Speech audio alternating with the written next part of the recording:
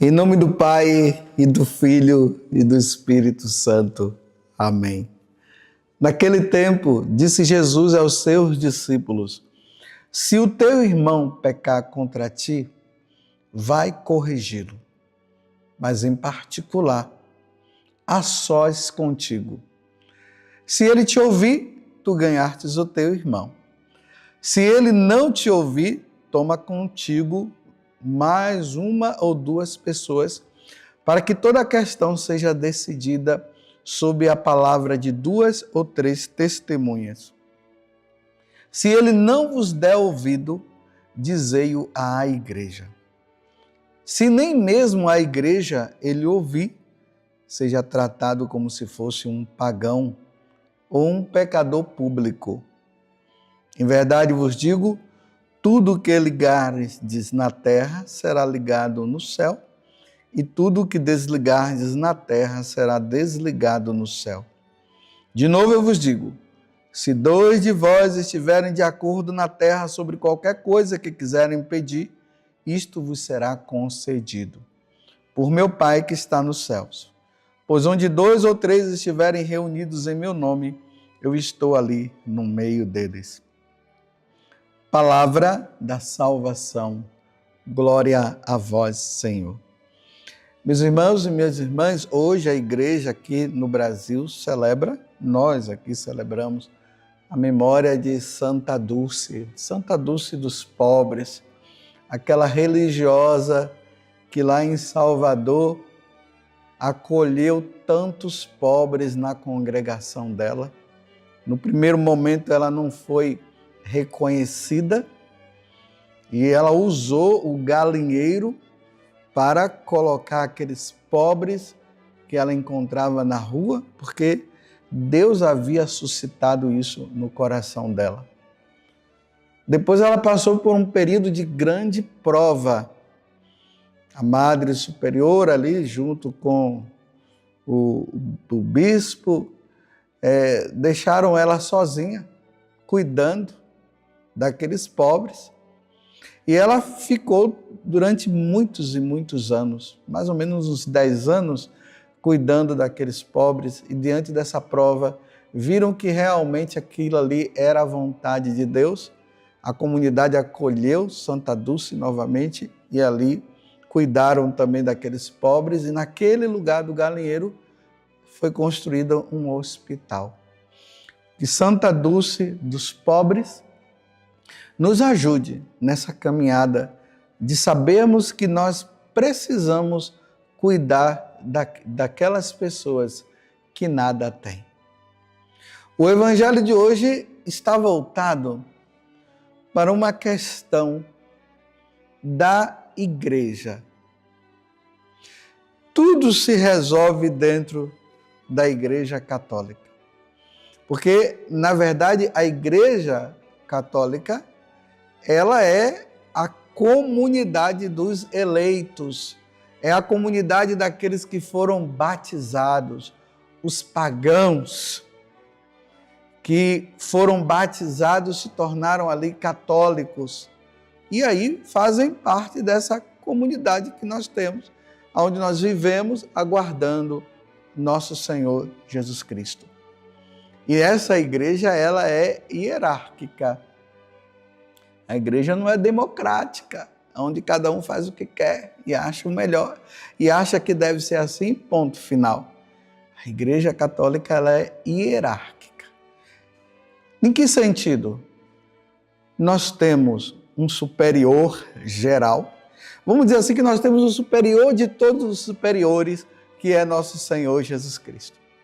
E Jesus confiou aos apóstolos de conduzir todo este povo até a segunda vinda dele, ou no dia a dia, quando nós vamos morrendo e nós vamos indo ao encontro do Senhor. Então, acima nós temos os bispos, mas nós temos o Papa, que ele coloca toda a igreja na unidade, ele une a todos. E aí, os bispos com os seus auxiliares, que são os sacerdotes, e também os diáconos. E é nessa comunidade que nós recebemos a Eucaristia. É nessa comunidade que nós somos absolvidos dos nossos pecados. É nessa comunidade que a igreja, né? É nessa igreja que nós vamos entendendo e vamos nos fortalecendo e vamos nos unindo cada vez mais na fé em nosso Senhor Jesus Cristo. Por que eu estou falando tudo isso diante desse evangelho? Porque é nesta igreja que vivem pessoas humanas. Na igreja, a igreja não é constituída aqui na terra pelos anjos. A igreja aqui na terra é constituída por seres humanos, com defeitos, com suas fraquezas, que está tudo ali relacionado às consequências do pecado original. E como nós somos falhos, quantas vezes nós entramos em situações de inimizade? Quantas vezes dentro da igreja nós encontramos irmãos que prejudicou um, que prejudicou outro, às vezes querendo ou não querendo, às vezes uma atitude minha prejudica o outro, e aí o que acontece com o outro? Ele poderá ficar com raiva de mim. Ou eu poderei ficar com raiva dele. Ou eu poderei ficar sem falar com ele. Essa é a igreja. Nós somos seres humanos. Só que Deus, Ele quer que nós nos tratemos como irmãos. Como Jesus fala, nós temos um Pai que é nosso. Não é um Pai meu. Não é um Pai daquela pessoa simplesmente. É um Pai de todos nós. E nós devemos agir como filhos deste Pai. Então, diante dessas situações que vai acontecendo, uma briguinha daqui, outra situação lá, a primeira coisa que o Evangelho está dizendo aqui é o seguinte: vamos nos reconciliar. Vamos lá sentar juntos, dois, e nesse sentar vamos dizer, olha, vamos rever essa situação, porque, meus irmãos, no céu não entra ninguém com ódio no coração, com raiva, não. Ninguém pensa que vai entrar no céu dessa forma. E a mesma coisa, se uma pessoa está com uma situação muito ruim com o outro, ao ponto de estar com ódio daquela pessoa, ela não pode nem receber a Eucaristia. Primeiro precisa se reconciliar. E aí vem o que o Evangelho está dizendo. Vai os dois lá, tentam. Ah, não conseguiu? Então chama mais algum amigo ali e diz, olha, estou vivendo uma situação com tal pessoa. Será que você poderia me ajudar para que nós possamos voltar à reconciliação? Aí vai lá, chama aquela pessoa. Aí o outro continua com o coração duro. Aí diz, então tá bom, leva a igreja, ou seja, leva as autoridades. Lá na paróquia, leva para o padre, olha, padre, tal pessoa está assim, será que o senhor poderia ajudar? Está vendo a hierarquia? Aí vai, leva para o padre, aí continua do mesmo jeito. Aí Jesus diz assim, não quer mudar de vida, então que seja tratado como se fosse um pagão ou um pecador público. Como é que um pagão, um ateu que não abre o coração, não quer ser mudado de vida, não quer mudar de vida, como é que deve ser tratado? É na liberdade. Quer continuar assim? Vai ter as consequências. As consequências de não querer mudar. E a consequência é essa, não vai ter salvação, porque não quer mudar. Uma coisa é a pessoa estar lá com ressentimento, está com aquela coisa dura, aquela situação difícil, mas ele está lutando. O outro não, ele já se entregou e não quer saber. Uma vez eu conheci um homem que ele não falava com o irmão. Agora eu não sei se eu conheci ou se foi alguém que me contou, mas vamos ficar com o essencial. Eles, no tempo de criança, eles jogavam bolinhas de gude. E aí o outro ganhou. O que perdeu ficou com raiva. E não falou mais com o irmão. Já tinha mais de 20 anos que ele não falava com o irmão. Imagina, por causa de um jogo de bolinha de gude. O cara está indo para o inferno porque perdeu num joguinho de bolinha de gude. Que orgulho! Não se entra no céu com ódio no coração. E aí Jesus agora, ele diz aqui, ó. Em verdade eu vos digo, tudo que ligardes na terra será ligado no céu. E aqui entra aquilo que os evangélicos não conseguem entender, que é o sacramento da confissão. O sacramento da penitência.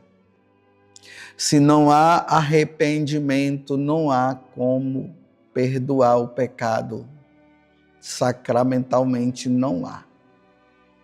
E se a pessoa não recebe a absolvição, Jesus está dizendo aqui, não será absolvido no céu, será desligado no céu. O que é desligado na terra é desligado no céu, o que é ligado na terra é ligado no céu. Quantas pessoas que vão se confessar e não têm arrependimento do coração, e nós sacerdotes temos que dizer para elas o seguinte, olha, se arrependa. Não estou arrependido.